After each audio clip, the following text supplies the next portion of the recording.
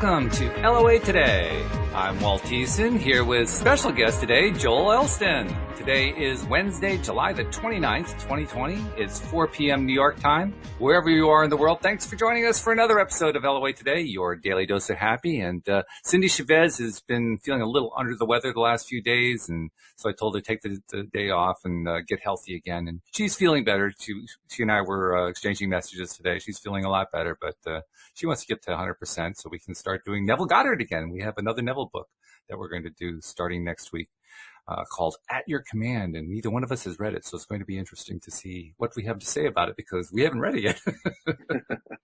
But Joel, you and I know a little bit about that because we were doing podcasts together back when we were having like 25 listeners per episode, and we just made it up as we went along, and it worked. In fact, believe it or not, the one, and I enjoyed all of them, of course, but the ones that I enjoyed the most is when, in the very beginning, you would send me a message. What about this topic? What about this topic? Yeah. We finally both realized that no matter what we picked for a topic, we just went wherever. And, so we just agreed, no topic, and then just see where it takes us. Or if you had a topic, I said, please don't tell me until we get started. And so those were my favorites. So when literally today, what about 3 or 4 hours ago, you messaged me saying, hey, can you do the show today? I said, sure.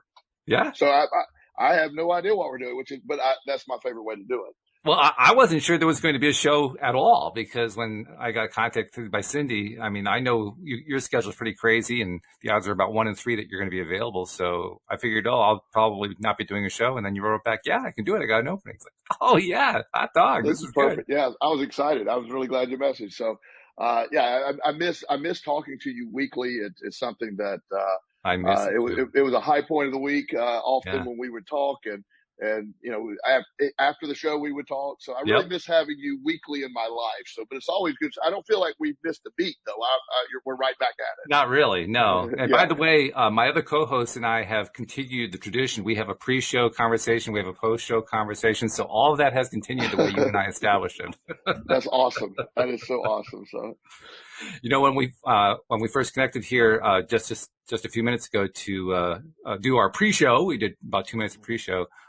You brought something up about how things are happening now amidst all the craziness, the COVID, the racial tensions, the economic downturn, I mean, all that kind of stuff. But there's a lot of good that's been happening. And we've been talking about that amongst my other co-hosts as well. But I think it's a topic that you really can't beat too much because people forget. It's easy to forget when you're in the midst of all this craziness that good stuff's coming out of this. And this is the most, there's really no better time to understand how to apply the law of attraction to your benefit. Mm-hmm. The law of attraction is maybe never been more obvious in play than it is right now. The negativity, law of attraction, again, it doesn't, I'll say this early in this podcast, it has no emotion. It doesn't care. And so, he's laughing because I say that every show at some point. Absolutely. It's been a while since I heard that one. So the law of attraction just gives what that energy is. And a very effective tool in politics and with all that's going on is fear. Fear is something that is very pervasive. So the law of attraction is picking up on fear. So you see all that going on. So not to beat the negative side of it, but within this, there is new things happening. New discussions taking place that have not taken place. There's new thought, and the subliminal part of the brain, the subconscious part of the brain, is programmed by us and what we look at, what we think about, everything around us, and that's where the feelings come from. So when you think there's this impending doom and everything's out there, then the law of attraction is responding to that feeling. But when you can change the narrative, change your feeling, sort of the old-fashioned ask it is given concept of Abraham Hicks, where change your feeling within the moment, move your feeling up. Within this, I said when all this happened to a lot of my clients, 90% of the people more than likely are going to buy into the narrative. Everything's upside down and things are getting worse and our country may fall apart. But there'll be 10% of us that somehow will see the opportunity. They'll see the growth.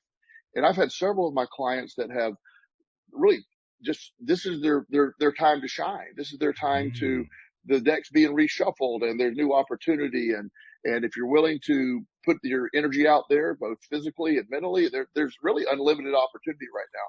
So the ability to tune in, despite what the programming is, what the general narrative programming is, you can see how it affects you. You can see how, I implement a lot of, by taking action. I have the concept of the law of action, which is the bedfellow of the law of attraction.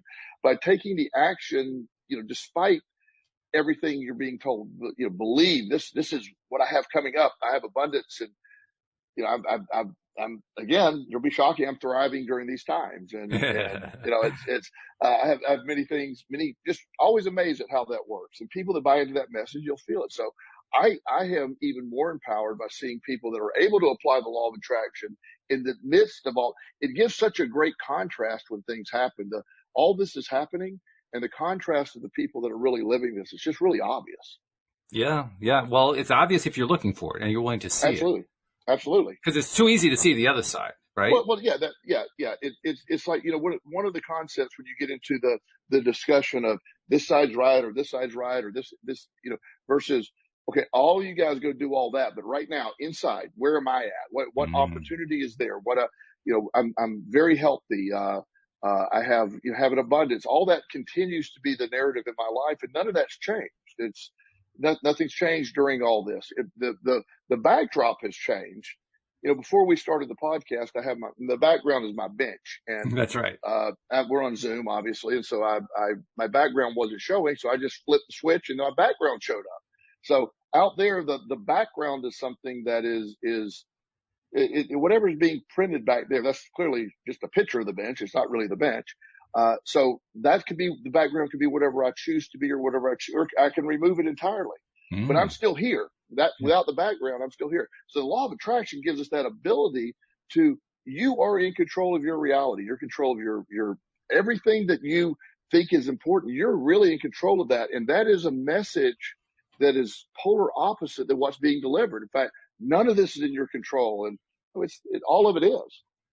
Yeah, that's a really great point. I love the analogy too about that background that you get to choose to turn it on or turn it off. And it's literally that simple. If you choose to make it that simple, it's very cool. Exactly. Yeah. I like also the fact that our live streamers are jumping in. Josie is one of our regulars now. And first of all, she wanted to let you know, she said hello. She wanted to let you know yesterday was her birthday. And she got Joseph Murphy's book, Miracle of Mind Dynamics, as well as Raleigh Valentine Angel Answer cards for her birthday. So well done, Josie. That's good. She also has a question for you. She says, Joel, have you discovered any new talents or hobbies during this time? That's a great question. Actually, I was talking about this the other day. I actually have not, but one of the things I have started doing, I have a narrative in my brain from a young child that I'm not talented in any area. I'm a good speaker. I love my job, but I'm not very talented.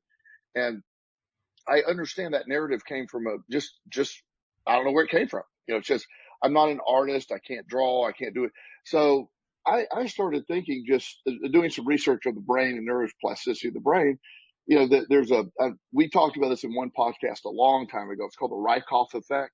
Mm-hmm. And if you start to believe as you're an artist or you're doing all that. So I'm actually in the process of, it's funny she said that. That's a law of attraction word. I'm in the process of seeing what talents have never been uncovered and just trying different things. And I'm going to try art. I'm going to try music. And this is stuff I've never dove into at all before. Wow. Because I had a narrative in my brain that just wasn't where I want to be. So I will share that on the next time I visit. Okay. If I'm making any progress or was my original assessment correct? I don't know, but we'll see. Well, I think it's going to depend on what you believe. If you believe that your original assessment was correct, then it will be. Right. It's just, within that, you're right.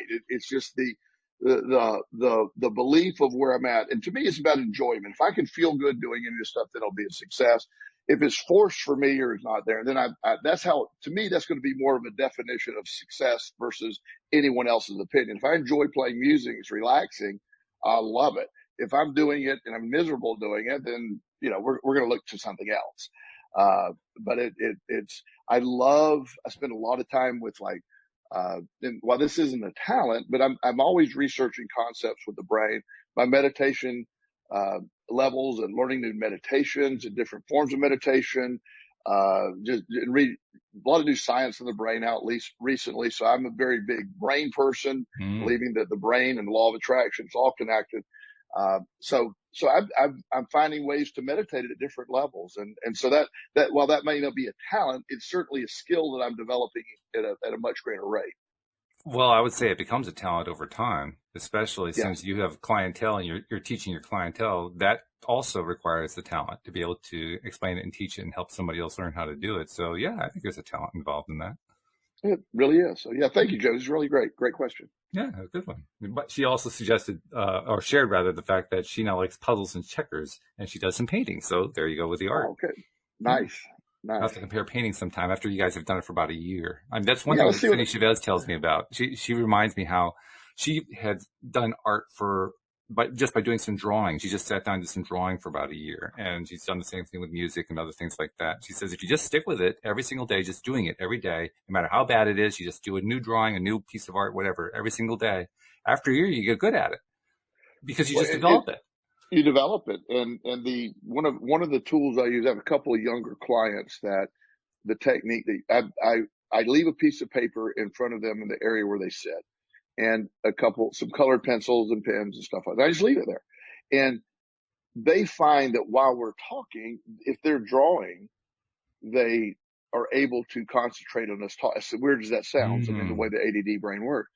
And what they're discovering, which I love, is they're discovering that they're impressed with their like, oh, I can't believe I did this. So it's within the concept of doing, and some of them actually put very profound meaning to what they drew. So Mm. it's an unintentional form of art therapy. It's meant to be, sort of help not distract, but it's turning into its own little thing. So several of them ask if they can draw during our session. Nice. That's very Yeah, cool. And yeah, I like, by the way, what you said a moment ago about how you plan to kind of try something out. If it feels good, if you like it, you'll go with it. If it doesn't feel good, you move on to the next one. I call that the Sudbury method. And I call it that yes, because you'll remember that I helped found a Sudbury school. It's an alternative school for kids that basically puts them completely in charge of their day. And that's something that Sudbury kids just do. You don't have to teach them how to do it. right, They try something for about 5 minutes, and it drives you crazy if you're actually hoping that they're going to latch on to something. But, they try for 5 minutes and nope, don't like that. Try the next thing for 5 minutes, try the next one for 10 minutes, try the next thing. And all of a sudden it's 2 hours later. Now they got something. So they stick with that absolutely, for three right. weeks and then they're done. And then they move on to the next thing. It's just try one thing after another. And if you do that, I mean, if we adults could do that more often, we would, for instance, find that dream career. Yes, yes. We don't find the dream career because we just don't look. Well, again, part of that same launching point that we're that narrative that's dictated to us from a young age. Here's what you got to go do. You got to go work. And I Mm-hmm. was having this conversation literally my last session of the day. When you love what you do, when you really are passionate about what you do, and it shows. You get up, you go every day. The idea of going to do a job that I didn't want to do or wouldn't be able to be all in. I'm just so grateful that I'm able to do what I love to do. So finding that is my version of winning the lottery, because I don't go to work every day. I get to go do what I love every day of my life. And I'm empowered most days by what I do. I leave feeling, equally lifted by my clients, and yeah, I get to do it again tomorrow. And it's just one of those, I never dread going to work. And I view it as, this gentleman who is always trying to get me to, set up my retirement planning and all that. I go, I'm not retiring. I'm not. I mean, I might die in my office, but I am not retiring. It won't be. It's just something that I can do forever, and I plan Mm-hmm. on doing until I just am physically not able to do that. Yeah, and it's understandable. Once you find something that you really love doing, like I have found to do by doing a podcast, you want to keep going until you're Absolutely. just done with it. And I Yeah. don't know that I'll ever be done with it. Maybe I will. I don't know. It doesn't matter. Today It it doesn't doesn't really matter. matter. Yeah, we can get stuck on all that down the road, but right now Yeah, you love doing it. But also you never know how it unfolds. Like there might yeah. be the podcast could go, we were talking about this before the show. It could go one direction or go another direction, but Hmm.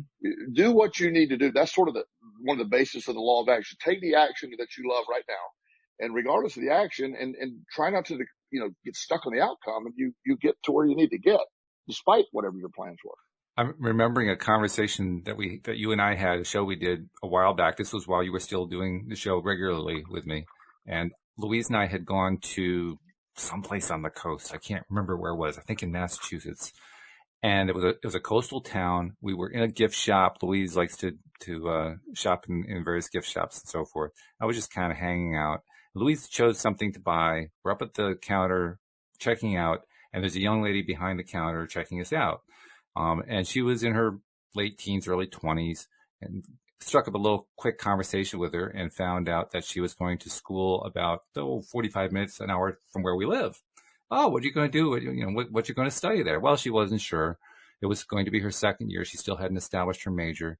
And just out of thin air, I just blurted out, well, make sure that whatever you decide to do it because you love it, not because of the money. I gave it no prior thought. It just kind of came out, And she looked at me, she said, we never hear that anymore, do we?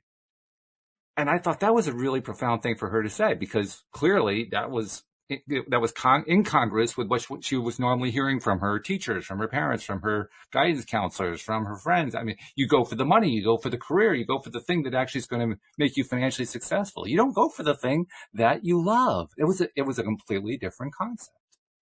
It's been lost, and you're right. It's just this idea that we forget to put that in raising our kids, or here's I keep hearing, well, these are the professions that are going to be have the most employment available in 10 years, so Right. pursue that. And my argument is go pursue what this one was one of the weirder ones I ever had to deal with, how this worked out. So this young man and I were having the future discussion. He's Okay. 19 years old and one semester of college, hated it, and he didn't know what he was going to do. So I said, his dad was in financial planning and he wanted to go into financial planning because his dad was in it. And he said, but I hate that really. And so we were just having a conversation. We're talking about the years he spent down in Florida, on the beach. They would spend all summer on the beach, and he loves to boat. And in one of the harbors down there, they had, one of the big ports, they had these tugboats. And he said he was a hand on a tugboat and really just made good money. It was fun. Mm-hmm. And I said, well, what about tugboats? What do you want to do that? And he goes, well, I don't know much about tugboats. So I said, well, I just made a little mention during the session. Look up tugboats, tugboat employment, whatever that means, captains and all that. So the next week he came in, he said, believe it or not, there's actually a school for tugboats and blah, blah, blah. And there's a big need for them. And Wow. my mom and dad, I've already sent the application. Within 2 weeks, he had the physical. He then went up, and within 4 weeks, he was up wherever they do this. And he became a tugboat captain, and at something like 20 years of age, he's making $60,000 a year. And he loves his profession, and it started with that ability just to say, what do you want? What do you like? And I never even heard of a person who was a tugboat captain. I didn't know that. I knew that was a thing if I think about it. Right. But what do you do with that? It doesn't normally pop up on the list of desirable career choices. It's more like, a back end thing. Right. Well, and that's the point. It's what's up with that, Right. And that's the whole thing that while we're looking at this process that we have to do, you see this, it all sort of comes together this way, that when you allow it, it will happen. It's just allowing it is our hardest thing, letting go of that, but this, but that, and just see where it goes. That's pretty cool. Tugboat captain. And I can see that because I can recall various times where, we're on vacation and we're taking a ferry across or something like that. And if you are lucky enough to be actually talking to the guy who's running the boat or, directly involved, you ask them, or if I that's what I do. I don't know what other people do. I ask, how long have you been doing this? Do you enjoy it? I've never gotten an answer that says, oh, I can hardly wait to get out of it. I never get that answer. The answer is, I could do this for the rest of my life. I'm just loving this. Well, and it's last time I talked to him, it's a fraternity. It's these guys, and most of the tugboat captains are much older than he is. So he's they all look out for him. They all so he said, I just sort of fell into this, and it literally took place as a side note to one of our side note conversations, and and that's how you can develop it. But that's how this works. When you put yourself out there for that, then the law of attraction it brought all that together. And him being young and very little impediment, instead of saying, okay, well, I can't go away this long, he had nowhere to be. His mom was, well, maybe next year you could do it. And he goes, why not this year? They want me this year. And his mom was uncomfortable at first, not because it wasn't a good idea. It was just so sudden. She's like, well, we should, Yes. and so she got on board with it. She can't believe, she said he's the happiest he's ever been. And he could Hmm. do this, like you're saying, forever and ever and ever. And, you've been there a while, and they can make $150,000-$200,000 a year. Wow. Uh, yeah, yeah. That's So, really something. yeah. Who So it's, knew? who knew? And it all happened with just this conversation you were Right, right. Well, it just goes to show that it does pay off. Of course, the tricky part for most people, well, maybe not most people, for a significant proportion of the population, let's put it that way. The difficult part is kind of like his mom, being willing to stretch far enough to try something like that. Yes. If it doesn't fit the traditional paths, that's outside of what we no longer call the comfort zone, by the way. We've changed the terminology. We now call it the familiar zone here on the show. And Okay. that's right outside that familiar zone. It's very uncomfortable outside the familiar zone. Well, the concept of just trusting that to happen, because when we had the meeting with the parents in my office, and she said, well, this is just happening too fast. And I said, but what's the definition of that? I said, you're right. He can wait a year to go, but I have yet to hear a reasonable reason that makes sense. And Mm. she said, I just can't get my arms around this. He's, Hmm. in my mind, he's still 5 years old. And so, well, clearly he's not 5 years old. He's passionate about this. And so she was able to really walk through it and say, Mm. I have no logical objection. She said, I have no logical objection. He really wants to do it. I said, worst case scenario, he gets up there. He's not in jail. He can turn around and come home. I mean, Right. Yeah. he's 19. How can we make bad choices as long as there's a movement forward, that's not a bad choice. Yeah. And I do that a lot, but the self, that's why I've often said, like, the younger people tend to have a better grasp in implementing the law of attraction and all that goes along with it, is they don't have that 30-year buildup of processing and stepping outside of the norm. Mm. Their idea is just, yeah, let's do that. And so it works well for them when they implement it, much more than, a 50-year-old who has to change a lifetime of thinking. That is true. And it's an interesting thing. There are quite a few interesting things actually about the younger generations now. And as I say that, and as I think about them and even talk about them, I recall over and over again what our generation said about our parents. And, Right. we were in the era of the generation gap, right? And that's Right. what was the big terminology. And they don't call it that anymore, but it's challenging for the older generations to deal with what the younger generations are doing. And that's always been true, I think.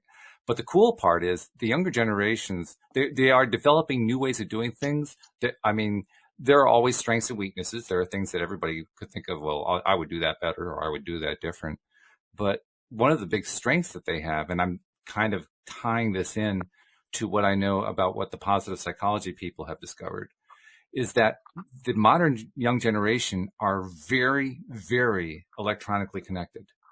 And Absolutely. it gives them a tremendous social network. And the positive psychology people have told us that's one of the best predictors of success that you can possibly have. If you've got a strong network, whether it be online or offline, doesn't really matter. But if you have a strong network of friends and friendships, you have a much better chance of getting to where you want to get to in life. That's a really great power that the modern young I generation has. Yes, and one thing they do, it's funny you say that, because that is one of my big things now, is networking for young people, where Oh, really?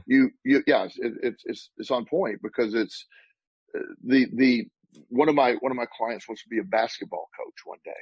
Ooh. And yeah, and he's 19, and he's about to go to college, and he's looking at different colleges. So he said, how do you get into being a basketball coach? And I said, I don't know. Hmm. I said, but some people to ask. And he goes, oh, some basketball coaches.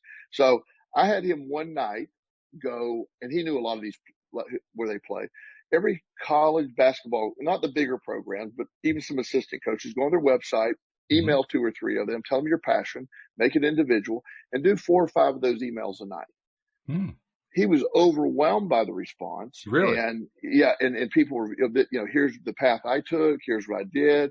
In fact, if you want to, he had a couple of offers to maybe come out and be a team manager possibly. And Wow. so it's opened the door. We haven't taken any action on it yet, but he developed probably 300 people that responded to him over a period of time. And so I said, that's developing a network. That's developing, it's the beginnings of a network. Reach out, make connections, introduce yourself. And that's when you allow the law of action to happen. The Mm. law of action is when you go meet and you move, and that attracts a lot of stuff. And that's how the law of attraction works. Again, for me, is the more action I take toward that step and just reaching out, putting it out there, it's just, it's automatically met almost. And so he's very excited about this new concept. So he's very That's much great. into that. And the younger generation, it's easy to, well, they do it differently than we do. Well, just look around. We haven't done it that great. So, No kidding. so maybe we'll listen to them for a while, Yeah. But I like that idea. They don't socialize the way we socialize. Right. And that's not necessarily wrong.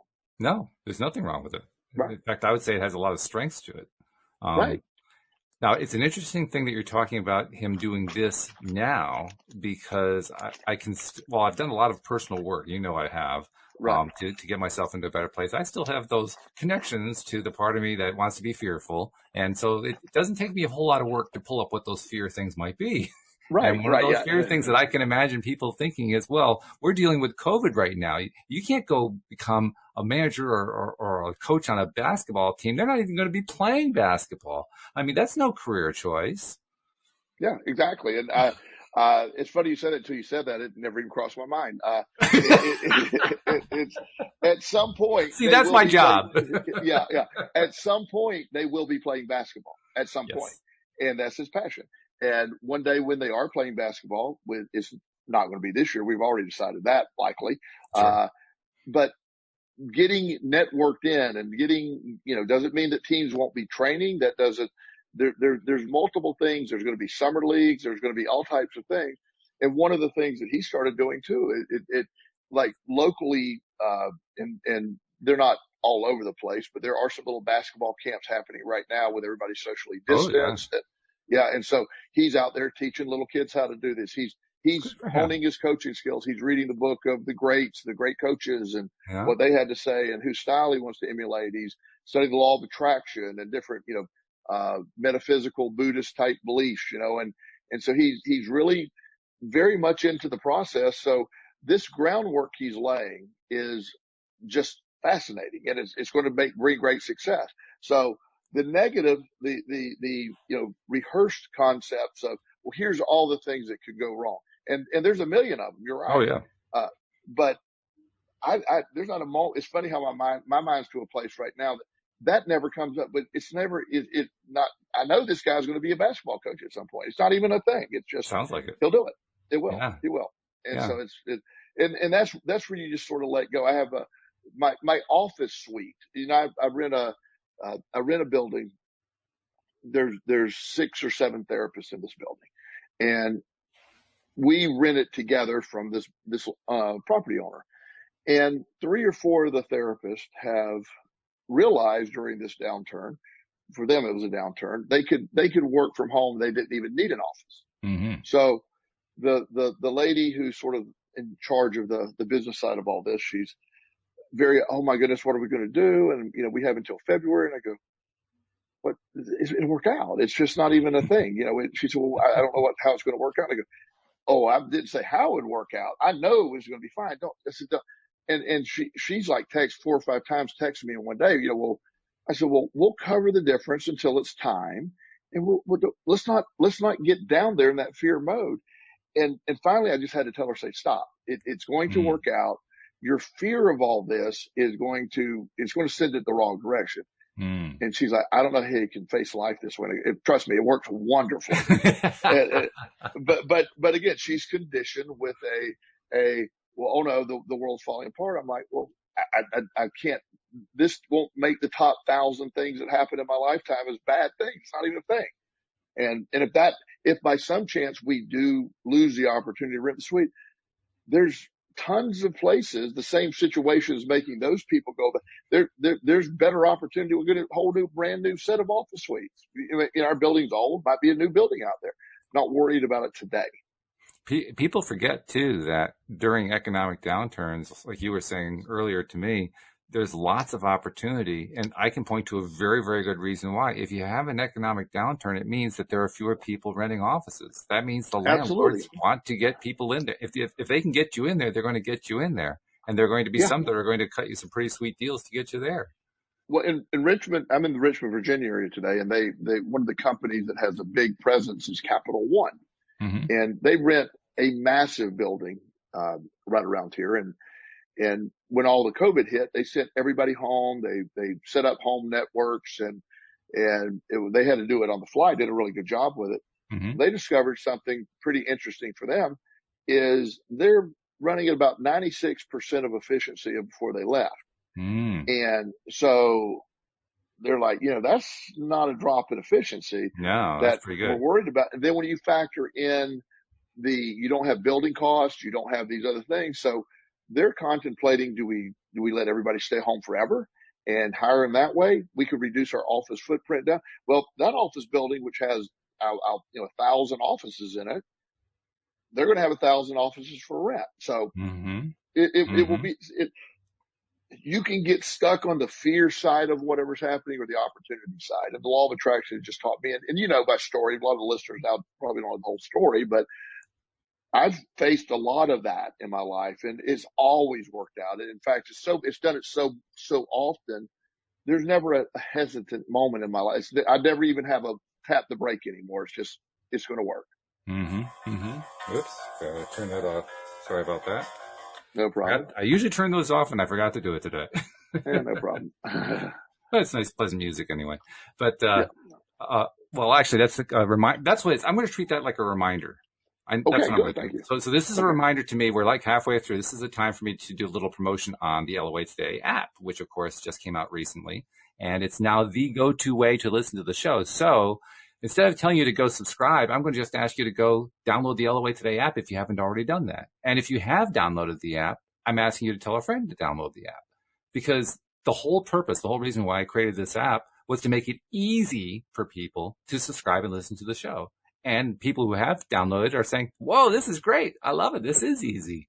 And what's even more cool is that so many of our co-hosts have donated courses, ebooks, meditations, and a few of them are on the app already. There are more to come. We're going to be talking tomorrow. Dan Mangena and I are going to talk about his ebook that he donated called The Money Game. And it's a fairly short ebook, Joel. It's only, I'm not sure how many pages it would be in print. I mean, I have the electronic version, but I would gauge it's probably 20, 30 pages, something like that, maybe 40 pages. But it's gold. And I say it's gold because this is something I related yesterday to Daniel so that he could kind of get a little embarrassed about it. But he last month told Alex and I kind of on the fly at one point that he had almost hit his goal for the month. He had almost had a 6-figure month. It's like, oh, I came so close. And I was teasing him saying, Dan, you do realize most people hope for 6-figure years. You got almost a 6-figure month. Right. And my point is, this is a guy who knows how to manifest money. So if you're going to read a book about money, you read The Money Game by Dan Mangena because he knows what he's talking about. And it comes right on the LOA Today app for free. So once again, go to your Play Store if you're on Android. Go to your App Store if you're on iPhone. Do a search for LOA Today. Download and install the app. You'll start getting all this stuff as we do updates. They'll keep flowing into the app. You'll just have all this great information. Plus, you get to listen to episodes 5 days a week. How much easier could it be? And be sure you tell a friend to tell a friend. So, end of promotional announcement. Awesome. So getting back to what we were talking about, I wanted to ask you a little bit about this whole concept of let's see, you were just bringing it up. What was it? Working at home. Because we talked earlier about how with the COVID situation and with the racial tensions and with all the stuff that's going on, there's a lot of new things happening, a lot of things going on. People are working at home now in record numbers. I mean, Right. There are small office parks around here that, normally I would go by, they'd be jam-packed in their parking lots. The parking lots are empty because everybody's working at home. This is a big, big shift that's going on. And it's Right. almost going on unnoticed. And yet I have a strong feeling. I want to know what your take is. I have a strong feeling this is something that's going to not only continue in a big way, but have a tremendous impact on stabilizing the economy. I think there. You're right. First of all, absolutely, completely agree. And I think while I don't know how it all unfolds, obviously, I think there's industries that may never recover, and I Mm-hmm. think there's industries that will be born. Mm-hmm. One of the you saw one of my Facebook posts, and I was shocked at the number of people that responded. In our county, in Virginia, Hanover County, we have 3 or 4 options to start school. It's Mm-hmm. all online. Mm-hmm. It's all in person, and it's a hybrid model. And we're some there, some not. And so my son Justin and I were talking, and I want to. It's his life, so I want to. As long as he's putting in the effort, I'm like, it's obvious he sort of gets to decide. Mm-hmm. And he said he thinks he would like the online version. I explained that he has to be in front of the computer every morning when it starts, and this Mm-hmm. is not, just playtime, not Fortnite on the, Right. in the Right. background. And he's so that's probably the way we're going to go. Mm-hmm. But I just happened to mention one day on Facebook, so would it be a good idea if I got 10 families together and we use the local school, our school board's curriculum, and we hired a teacher for, $150, $200 a week each. And we hired a teacher to come in and supervise the curriculum and create like mini homeschools, mini home thing, Mm. you know what I mean? And do that. And I could see that happening. Now Yeah. it's happening really quick in the middle of summer, but I don't know that doesn't become the norm one day. I don't know that Sure. Could families be. or communities don't create little mini schools or mini, it could be do that. Like I said, working from home, there could be tech people that need to set up, when a new employee comes in, they're going to need to go to their house to get their tech stuff set up properly for them. There's going to be more jobs in that area. There's going to be just a lot of movement around. And so this new economy that will sort of come up will be just incredible. I mean, I'm very impressed with what's going to be. I think the neighborhoods are going to, I was talking to our Comcast guy. Our neighborhood is a relatively new neighborhood, and I forget all the jargon he was talking about, Yeah. but we were, I mean, the highest capacity he could put in for internet at the time was put in here. And they're redoing it and quadrupling that now Wow. because Cool. because so many people are now working from home. The demand for the internet, high speed internet, is so much higher. So it's just it's going at lightning speed right now in so many areas. So there is growth. It's people are, as you said, they're uncomfortable with change. They get this is we've always done it this way, and we've always done that, and those are things that keep people stuck. Well, here's one of the possible benefits of COVID. It's forcing us to do things differently. It's Mhm. forcing us to look at things differently. I know I'm sure we're not where we were, but I remember seeing various places around the world at the first month of the shutdown, you know, rivers cleaned up, the pollution was Mm. lower. You could see the great pyramids from from Right. hundreds and hundreds of miles away. There were dolphins coming into the area they haven't been before. Deer were running around in Japan and in Tokyo and downtown Tokyo. And so just with that little bit of time off, the earth sort of renewed itself a little bit. So, Right. that's a good lesson. I mean, maybe us staying home has multiple effects and it changes the way we do things. So regardless of which way it goes, you can go crazy trying to figure it out, but rest assured there will be something new from this. And if we, instead of fighting and holding on so hard, and the conspiracy theories about, we're running out of money and they want this, they want that. Mm-hmm. Why don't we just take a deep breath and see where this thing goes? And Mm. because one way or another, I'm coming out on top. Yeah. Right. That's the way it works. That's the way it works, right? When you know how to Yeah, apply law of attraction to your own exactly. benefit. Absolutely. It's Right. true. No doubt about it. I'm also reminded too that as we talk about these things, we are dealing with people sometimes who have that great resistance you're talking about. And it is hard on people. They are outside their familiar zones. They are resistant to all this stuff. We shouldn't be doing all this stuff. We should be talking about putting the kids back into those concrete block schoolrooms again, because that's where the real learning learns, all that kind of stuff. Right. You see a lot of that going on. But as you point out, the reality of the situation is blocking them. And that's what they're so angry about. They aren't angry about the lack of the thing happening. They're angry about the block. They're angry Right. about facing that. Now, there Right. was a time where I would start to get really not upset about it, but I'd be worked up like, well, okay, there's a block there. How do we help them move the block and so forth? And I've come to realize it's fine.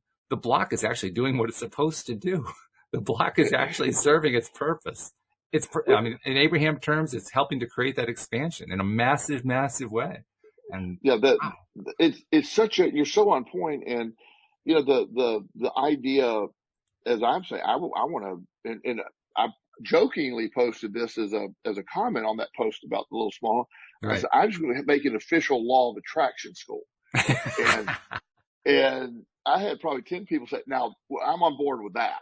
Oh, And, you cool. know, yeah. So, you know, but I don't know that if I open my home school, that's one of the advantages. I mean, that's part of the curriculum. It's law of attraction. Mm-hmm. It's science. It's real. It's whatever. And, you know, but that would scare people because you're getting away Oh, from yeah. anything that's centered, you know, back in 1962, this is how I learned is what they'll say. Right, right. And so clearly that's what they need. Well, the world isn't 1962 anymore. So the way you No learn, kidding. as kindly as I want to say that, it's not relevant. My dear friend who passed away last year, Dr. Sherman Master, Mm. was a brilliant psychiatrist and a mentor of mine. And he actually told me, I don't know, 6 months before he passed away, he said he went to medical school. A psychiatrist is a medical doctor with a specialist in psychology and Right. psychiatry. And so he's a medical doctor. Mm-hmm. And to become a psychiatrist, he had to go through he had to memorize every bone in the body, Mm. every nerve, every condition that was in all the different DSMs back in the day. He had to memorize all of them, all the classes of psychiatric medications. He memorized so much, and he said that's what medical school was. It was repetitive memorization over and Right. over and over. And he said, in today's world, you're wasting that space. You need to teach them how to diagnose, how to think differently. Mm. You got that's at your fingertips. He said, I don't need to know every bone in the head. I don't need to know every, you know, and so one day we'll get to understand that. That's why you can break away from that. There's no point now in a doctor having to know every single condition. He Mm-hmm. can check symptoms instantly without that, and Well, with not actually, just with all the different conditions they've developed and this, just discovered and uncovered and written about and so forth, I doubt that there's a doctor out there who knows all of them. And no, there's no way they could. There's just too no, many. no. There's too, and by the time you get done with school, there's a whole new batch out, and Right. but within that, even he was older, quite a bit older when he was saying all this. But he's like, we're one day medical school will change and they'll adapt to what we have. He saw that vision, and Mm. we can't see. A lot of people get stuck in I did it this way, and I'm glad it served you that way. But let's see what's around the corner. Right? That's where this process, the awakening and letting things happen. To me, that's just what this is all about. It's just a whole different way of living.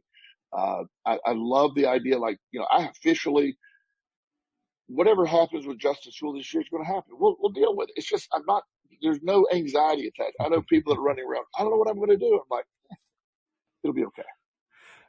As you were talking about that, I realized that, by the way, you'll be happy to hear I'm not paying as much attention to the news as I was before. And Thank and goodness. it's not because I am like trying to take myself off of it. It's not like I'm trying to wean my way away from addiction. It's because I've actually lost interest, which I'm loving. I'm loving the fact that I just don't really care anymore. But that's another story. I don't want to go there just yet. What I want to talk about is the fact that I do still have some awareness of what's going on. And one thing I'm aware of is there's this big thing going on between the left and the right about the medical establishment and who do you listen to and what treatment ideas do you follow, particularly where COVID is concerned. And there is a chunk on the left that says you have to listen to what the people in top authority say. And there's a chunk on the right that says, no, you have to listen to what these cutting edge doctors have to say. And they're fighting and they're going at it and so forth. And people get all worked up about it. And I'm sitting back saying, this is cool. Yeah. This is really cool, because what's happening here is the whole dynamic is kind of breaking down. And now all of the medical establishment is going to have to start doing some shifting to deal with the fact that the medical establishment's at war with itself right now. And that's going to produce some cool stuff. I don't know what it's going to be, but it's going to produce some cool stuff. Well, it's funny you say that because, you can't help but see that video. And I didn't watch the video, but I've seen the debate on either side of that video. Yeah. That's in the big thing.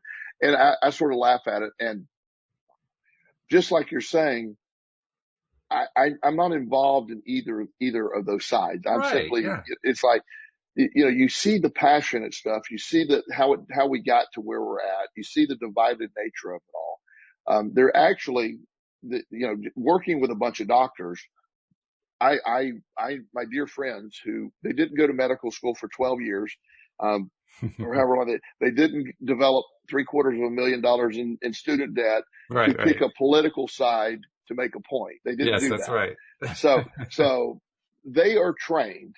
Here's a good example. They're trained to say, before you can declare something effective or a cure, it has to meet rigorous studies. Mm-hmm. It has to do that. That's all they're saying. Yeah. And then the other side saying, there's evidence that this might work. Well, there is. There is. It isn't one or the other. It's just one side has their oath to do it this way. The other side, there's multiple drugs that are prescribed off-label that have never been officially approved for that. Mm-hmm. It isn't that you can't do it. It's just the concept. You can't call it this. You can't call a cure until it's been rigorously tested at this level, period, for that thing. So anyway, you see the debate, and I'm going, you're not really saying the opposite things. You're just arguing about the point. You're just arguing from a side, because if you understood what the argument was, they're both right. They're okay. Sure. That drug very well may be effective against it, and it's not a proven cure yet. It's just, it may be one day, but you don't snap those double-blind studies. They take a year and a half. So the trick now becomes, can you let go of the fact that the two seem to be at war with each other and satisfy yourself with, wow, they're actually talking about stuff instead of just shoving it into the back corner. Yeah, and that's how I look at it. It's like this friction is creating something, and there will be people that grow from this. There's going to have to be changes. So when changes happen, there's an adjustment to changes. So I just, again, I'm looking at it as a growth opportunity for us all. I don't get into the, I don't get into the intricacies of the political stuff. I think it's all silly. I just look at it from the outside standpoint of, when the law of attraction is giving us exactly what we're seeking. Mm-hmm. And it has always done that. It just does it it never misses a beat. It just keeps going. So if anything, this time for me, it just reinforced, we are really at a great opportunity for change, a move forward. It might be ugly along the way, but it's only ugly if I choose to view the ugly of it. That's true. That's it. And as this whole thing with the COVID started to unfold, I spent quite a bit of time here on the podcast expressing the opinion that a big factor in this was going to be the placebo/nocebo effect. Yeah. And I actually was reaching out to people in the medical community, people in the community at large and so forth, and getting slapped really hard for bringing that up. How can you do that in the middle of this thing going on? Don't you have any sensitivity about how many people are dying, blah, blah, blah, blah, blah, blah, all that kind of stuff. And so I recognized, okay, this is a time to take a step back. People aren't ready for it yet. And as I thought about it, I realized they're not going to be ready for this for quite some time. And what was really cool was I was okay with that. Yeah. There was a time in my life where I wouldn't have been okay with that. I'm okay with that now. Yeah. And it's fabulous. That is big. Well, I mean, I know you well. That's a big change recently. I mean, that's big. Yeah. It is. Letting go of that. Yeah. I'm fine with that because I do know I have so much confidence now in how the law of attraction works, how source energy works, how all of this stuff works, this stuff that we label spirituality. I have so much confidence in it now that I know the whole thing about placebo and nocebo is going to come out at some point. And it's going to come out in regard to COVID. It may not be this year. It may not be the next 3 or 4 years. It's going to come out at some point. I even had somebody on the show who is a placebo-nocebo researcher for the University of Maryland, who is currently in the process of doing a study that she couldn't tell me about because they're in the middle of it, of looking at the placebo and nocebo effect in regard to COVID. And I thought, how cool is that? So I had to talk with her, right? We had this conversation. And a number of things came out of that interview that I did with her. It was a real softball interview. I wasn't throwing any tough questions at her at all. I was just so grateful she was there at all, because Right, getting yeah. somebody like that onto a podcast, it's not so easy to do. But she said something that I kind of saved for later on, because toward the end of the show, she said, well, as much as I have an interest in all of this, I'm very glad that the medical authorities were trying to scare people into wearing masks and social distancing. And in the back of my head, I'm saying, you're a nocebo researcher, and you're saying you're glad that they were scared into it. You know for a fact that this is helping to encourage people to feel like they're going to get sick or even to die. And you're saying that. And I'm thinking, wow, that is a real strong indication of what's going on in the medical establishment, that a researcher in this field would say that. So I'm kind of saving it for later on, because I want to have her back after she's done her study to find out what happened in the study, and then just ask her, do you feel the same way about that? Because I think it's going to shift. I think it's going to shift. I hope so. And as you know, having studied metaphysics at length, unfortunately, the bias of the persons or the people conducting the study often have great effect on the study itself. Yeah. And so it's like, hopefully sees enough evidence to maybe get her to shift from that belief of, I'm glad they scared them. I just, again, and I'm not, I can easily get in trouble with what I say, but, I acknowledge there's a lot of people. This is not about anyone suffering or anybody that's still struggling. Right. I just know my world, and I take necessary precautions. If it's our rule here, should you go in a store, you will put on a mask. I put on a mask. It's fine. I'm good. And I do that, but I also go about my life. I have it, I do everything. I am not going to get it. I'm not. And I'm super healthy. If I were to get it, I would not know it. Somebody would have to tell me you probably had it, or whatever, along those ways. And again, I'm not tempting. I'm not challenging anyone that's had it. It's just that I haven't had the flu in 17 years and don't get the flu shot. So, I mean, it's just, I'm really healthy in that way. So within all of this, I can't wait till the placebo nocebo effect is really revealed for the value that it really is. It has great effect. And I watch, I'll tell you a quick story. I've told you this on the show before, but I have a friend in Florida that, a few years ago, he was, I get a very scary call he's a dear friend. I lifted weights with him. He was super healthy, 45-year-old man, and he had liver cancer. And it was horrible. And you're smiling, so that's giving the wrong message, Walt. Well, I remember the story. That's the thing. I know what the punchline. It's not a punchline, but I know how the story ends. So I'll let the audience know he's not smiling at the liver cancer. That's right. Long story short, I won't go into the long story version, but when I went down to see him, it took me about a week to get down there. In a week, he had lost like 19 pounds, and he was gray and miserable. And I asked him if he'd been working out and eating. He goes, "No, I'm dying of liver cancer." I'm like, okay, none of this is matching to me. So I was there on a Friday. I stayed down there the weekend with him. And on Monday, he had his testing and more in-depth test, and where they really get in there. And he was in there a lot lower we thought he was supposed to be in there. And then finally, when it all was done, his wife comes out and like, well, there's nothing wrong with him. And there was a horrible mix up in the test results before. He's fine. And I go, wow.